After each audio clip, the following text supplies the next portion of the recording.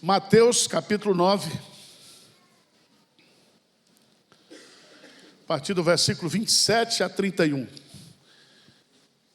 Quero falar sobre a lei da fé. A lei da fé, que rege a vida do crente e a vida da igreja. A lei da fé. Mateus capítulo 9, de 27 a 31. Partindo Jesus dali, seguiram-no 2 cegos, clamando: tem compaixão de nós, filho de Davi. Tendo ele entrado em casa, aproximaram-se os cegos e Jesus lhes perguntou: credes que eu posso fazer isto? Responderam-lhe: sim, Senhor. Então lhes tocou os olhos, dizendo: faça-se conforme a vossa fé. E abriram-se os olhos. Jesus, porém, os advertiu severamente, dizendo: acautelai-vos de que ninguém o saiba. Saindo eles, porém, divulgaram-lhe a fama por toda aquela terra. Quero destacar o versículo 29. Faça-se conforme a vossa fé. Tudo acontece na nossa vida pela fé. O que você espera que Deus faça em sua vida? Isso vai depender da sua fé. O que é que nós esperamos que Deus faça na igreja de Pinheiros e pela igreja de Pinheiros? Isso vai depender da nossa fé. Sem fé, é impossível o quê? Agradar a Deus. Tudo o que não provém da fé, diz Paulo, é pecado. E a fé, ela tem graus. Por isso que os discípulos pediram para Jesus: aumenta-nos a fé. Tem fé pequena, fé média, fé grande. Uns fé de mais, outros fé de menos. Então a fé determina. A fé é a moeda do mundo espiritual. Por isso que a Bíblia diz que o justo viverá pela fé. E Deus testa a nossa fé. E Deus prova a nossa fé. E nessa tarde feliz de aniversário da igreja, eu quero colocar aqui alguns princípios sobre a lei da fé. A lei da fé. Porque Jesus diz assim: vocês creem que eu posso fazer isso? Vocês me chamaram de filho de Davi, os 2 cegos. Se eles chamaram Jesus de filho de Davi, é porque eles criam que Jesus era o Messias, o descendente de Davi. Então, se eu creio que Deus pode fazer, e eu peço a Ele para fazer, Ele está dizendo para mim e para você: faça-se conforme a sua fé. Primeira lição que eu aprendo nesse texto é que a lei da fé exige que nós façamos coisas impossíveis. Repete comigo. A lei da fé exige que façamos o quê? Coisas o quê? Impossíveis. Coisas que eu e você, nós não podemos o quê? Fazer. Deus não trabalha na nossa vida com coisas fáceis. Sabia disso?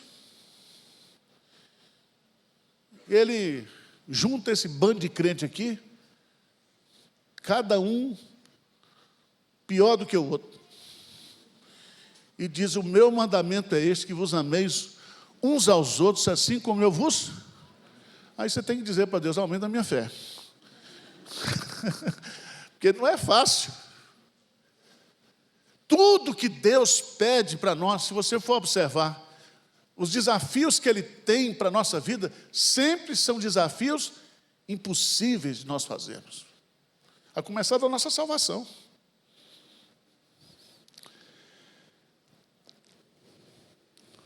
Veja quantos mandamentos nós temos no Novo Testamento para os crentes. Esquece os 10 mandamentos. Vá só para o Sermão do Monte. Amai os vossos inimigos. Orai pelos que vos perseguem. Vamos caminhar a 2ª milha, 3ª milha, 4ª milha. Veja quantas coisas impossíveis Deus pede de mim e de você. Deus diz para mim: Arival, não andeis ansioso por coisa alguma. Já pensou isso? E eu digo para mim mesmo, eu tenho que ter fé. Aí eu ouço alguns Nicodemos dizer assim: não, a ansiedade é incredulidade. Eu disse: você não sabe o que é ansioso, Augusto? Quem é ansioso aqui? Pronto. Você é ansioso porque quer? Você é ansioso porque não acredita? Mas é um negócio de doido. Ainda bem que eu estou tomando um remédio agora chamado Aimê. É bonzinho, tá? Está me deixando... que é a fé com Aimê, junto. Aí dá uma segurada.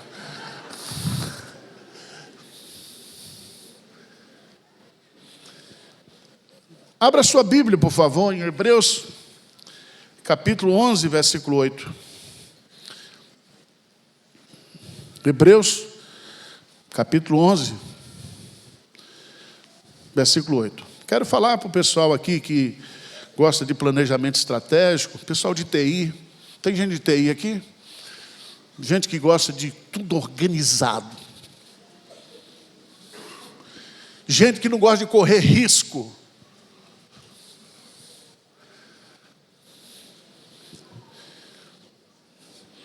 Aliás, quando você entra na XP, quem tem dinheiro para aplicar, pergunta: você quer um investimento assim moderado, de alto risco, de menos risco? Como eu não tenho dinheiro, mas eu já vi. Lê comigo 11:8 de Hebreus. O que diz?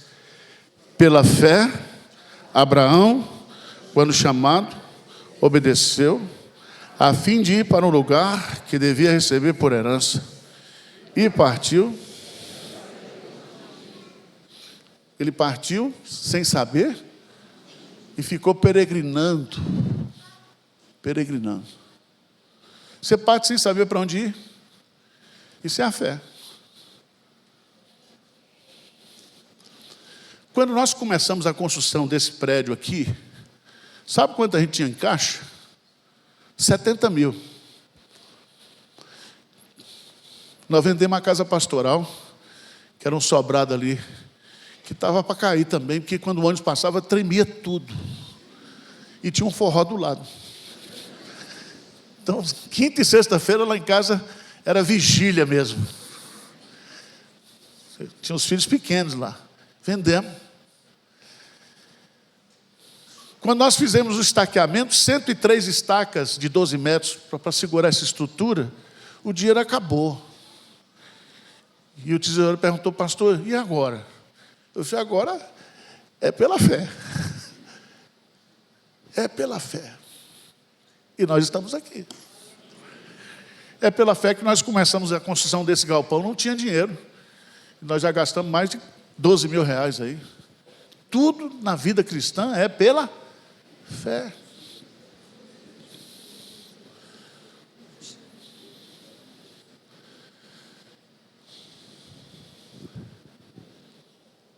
Deus pede para fazermos coisas impossíveis. Ouça o que Deus diz na Bíblia. Veja o que Ele pede. Ele chega para Josué e diz assim: olha, vocês vão tomar a cidade de Jericó, porque eu vou dar a cidade de Jericó para vocês. E Josué pergunta: quais são as estratégias? Não, você vai lá, com a arca da aliança na frente, a liderança.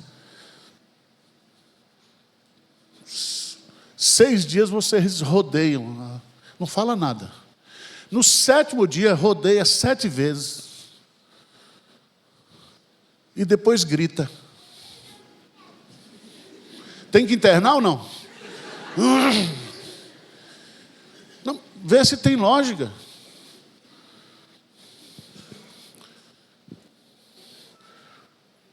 Deus podia derrubar aqui, sem precisar rodear. Mas o que Deus está mostrando é o seguinte: Ele quer que nós façamos o que é a nossa parte. Que a gente creia nele. Veja o que ele pergunta para o cego: vocês creem que eu posso curar vocês? Isso.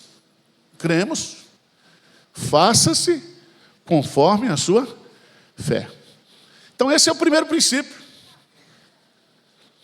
Deus pede e sempre coloca diante de nós desafios impossíveis para nós realizarmos.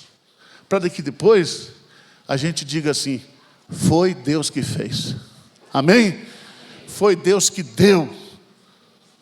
Foi Deus que realizou. E a Ele seja toda honra, toda glória e todo louvor. Segunda lição: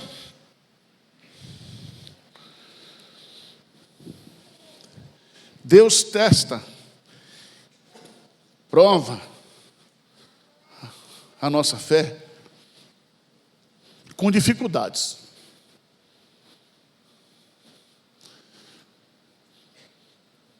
Sabia disso ou não? Dificuldades na Bíblia tem um nome bonito, chama provações. Provações. Irmãos, nenhuma fé cristã pode ser amadurecida, purificada, aumentada, se não for por provação e por dificuldade. Estão entendendo ou não? Abra sua Bíblia lá, por favor,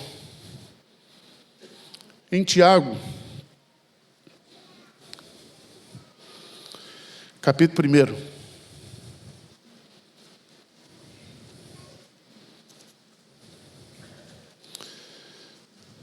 Tiago, capítulo 1. Nós vamos aprender ali, de forma prática,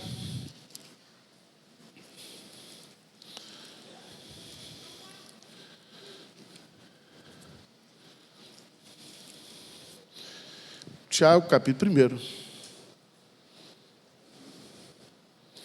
Versículo 2. Meus irmãos, tende por motivo de toda alegria o passardes por... Não são algumas, são várias. Sabendo que a aprovação da vossa fé, uma vez confirmada, produz o quê? Perseverança. Ora, a perseverança deve ter ação completa, para que sejais amadurecidos e íntegros, em nada o quê? Deficientes.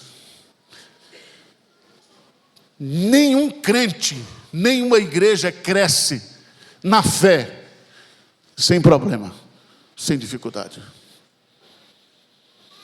Sabia disso? Até no seu casamento.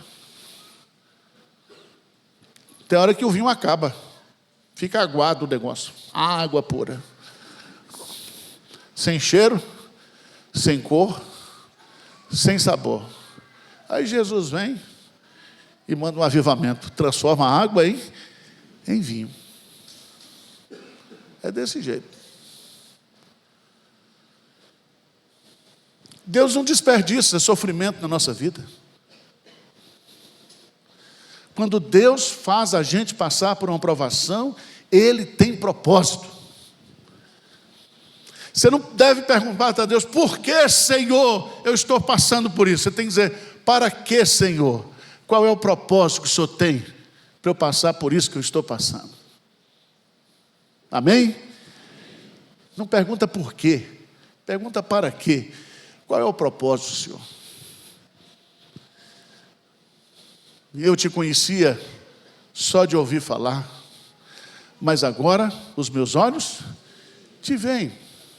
Bem sei que tudo podes, e nenhum dos teus planos pode ser frustrado. A gente aprende na dificuldade. É na dificuldade que a fé se revela, se manifesta, cresce, amadurece. Faça-se conforme a sua fé. Terceiro princípio.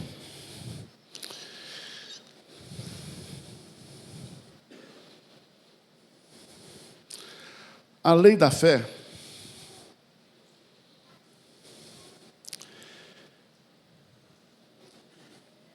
nos faz esperar o tempo de Deus. Sabia disso ou não? Grande parte da nossa vida cristã, olha o que eu estou dizendo, grande parte da nossa vida cristã é esperar. Agora pense num cara ansioso como eu, tem que esperar. Aliás, se existe uma coisa que eu detesto, é sala de espera. Espera. Eu oro, Senhor, me dê paciência, mas me dê logo. Você já orou assim? Esperar o tempo de Deus, porque Deus tem o tempo e o modo. E Provérbios diz que o coração do sábio discernirá o tempo e o modo. E a gente ora, pede. Está convivendo com a luta, com o problema, e a coisa não acontece. E você faz aquela oração do salmista: até quando, Senhor? Até quando? E a coisa não acontece. Abra sua Bíblia em Isaías 64, versículo 4.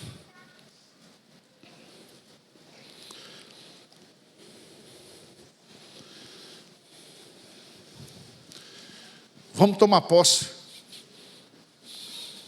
dessa verdade bíblica, como diz o pentecostal. Vamos lá? Porque desde a antiguidade não se ouviu, nem com ouvido se percebeu, nem com olhos se viu, Deus além de ti. Presta atenção. Quando Deus está em silêncio, é porque Ele está trabalhando. E Ele está trabalhando para quem? Para aquele que nele espera. Esperei confiantemente pelo Senhor, e Ele ouviu a minha voz. Ele me tirou de um poço de lama, de perdição. Colocou os meus pés sobre uma rocha, firmou os meus passos e pôs nos meus lábios um hino de louvor ao nosso Deus.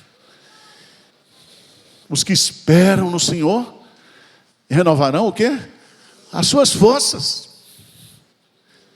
A fé nos leva a esperar. Por isso que Jesus Cristo diz sobre o dever de orar sempre e nunca esmorecer. Porque Deus tem o tempo dele. Deus tem a hora dele. Deus tem o jeito dele. E a lei da fé nos leva a esperar. Mas eu quero concluir falando que a lei da fé também nos leva a experimentar os grandes milagres de Deus. Eu acho linda a forma de Jesus tratar cada pessoa. O cego de nascença, ele cuspiu no chão, fez um lodo, passou nos olhos do cego e disse: vai lá lavar no tanque de Siloé. E ele foi, e voltou vendo. Aqui é diferente, diz o texto. Olha que coisa linda, versículo 29. Então lhes tocou os olhos, dizendo: faça-se conforme a vossa fé. E aí, que coisa linda, versículo 30. E abriram-se-lhe os olhos. Um toque de Jesus. Ele tocou nos olhos. Não fez lodo, não deu ordem, ele tocou. E o milagre aconteceu.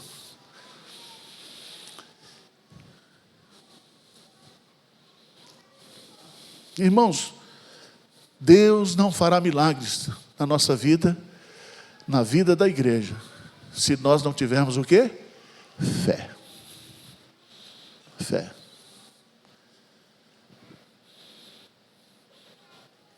Eu poderia contar muitos testemunhos aqui sobre fé, aqui para a igreja.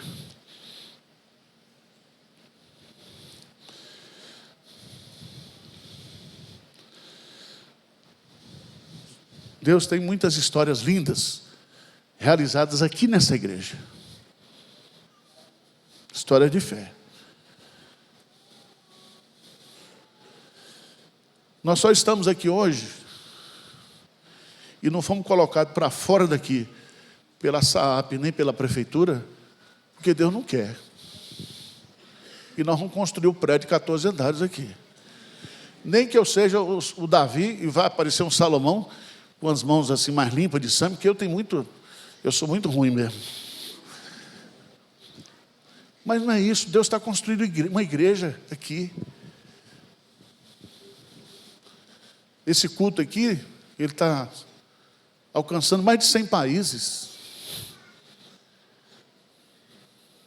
Deus está fazendo, Deus está realizando.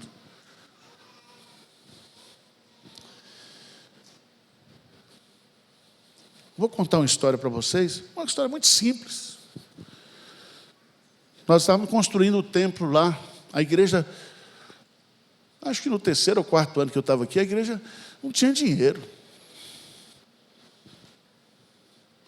Eu me lembro que eu cheguei aqui ganhando 4 salários mínimos. Faz a conta aí. Com 2 filhos pequenos. E eu não tenho problema não, vamos trabalhar, vocês botam para 20. 30, 40 salários mínimos. Era a minha oração, né?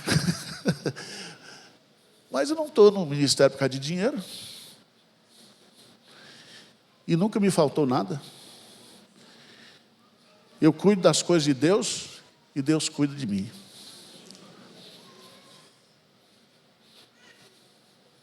Deus cuida. Eu estava numa tarde construindo o templo lá no Campo Limpo, Pirajussara.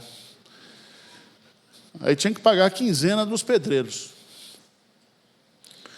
E aí o cara me ligou: pastor Arivaldo, tem que trazer aí. Acho que era R$3.000, não me lembro o valor. Aí eu liguei para o tesoureiro, acho que era o Wagner Sanariotti. Ele disse: pastor, não tem dinheiro. Eu falei: rapaz, não diz isso não.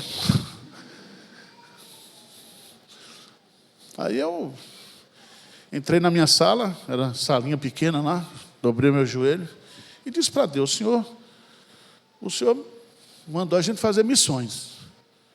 Tem que pagar os pedreiros. Tem crente aqui que está torcendo contra a obra missionária. Que tinha umas tranqueiras lá, agora tem menos. Sabe aquele que torce? Porque quando o pastor acerta, fomos nós que acertamos. Quando o pastor erra, foi o pastor. Os encapetados estão de plantão. E eu orei, Alan. Pedi, dá-se-vos-á. Eu disse: Senhor, o Senhor tem lá na sua palavra, o Senhor tem na palavra do Senhor lá, que aqueles que creem no Senhor jamais serão envergonhados. E eu não quero passar vergonha, porque eu estou crendo no Senhor. Aí, minha secretária, não sei se era a Fernanda na época, ou se era a Silvia, Toca o telefone, um amigo nosso, disse, pastor Arival, o senhor está precisando de alguma coisa? Me deu um aperto aqui, Deus colocou no meu coração. Falei, olha, eu estou precisando de X em dinheiro para pagar a quinzena dos pedreiros. Ele diz, vem buscar aqui em casa que eu tenho dinheiro. E eu estou saindo, eu vou para o litoral. Dá para o senhor vir buscar? Eu falei, agora mesmo. A gente tinha uma Kombi velha. Quem é dos mais antigos, lembra da Kombi velha? E Kombi velha tem folga no volante. Já dirigiu Kombi velha com folga no volante? Você roda assim, ó. Eu entrei nessa Kombi, fui lá, peguei o dinheiro. Quando eu caí nessa marginal, eu só me lembrava do hino. Tu és fiel, Senhor. Tu és fiel, Senhor.